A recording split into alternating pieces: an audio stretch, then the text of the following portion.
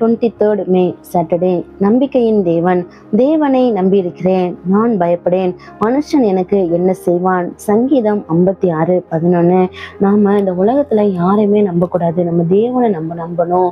ஏசப்பாவை நம்பி அவரிடத்துல நம்மளுடைய குறைகளை, கஷ்டங்களை, துன்பங்களை நம்ம அவரிடத்துல நம்ம சொல்லும் பொழுது நமக்கு எந்த ஒரு பயமே இருக்காது. அவர்கிட்ட நம்ம ஒரு சொல்லிட்டோம் அப்படின்னு சொன்னா அவர் எல்லாத்தையும் பார்த்துக்குவாரு. இயற்கையாவே நமக்கு அந்த ஒரு பயம் இல்லாத ஒரு வாழ்க்கை நம்ம கத்துக்குவோம்.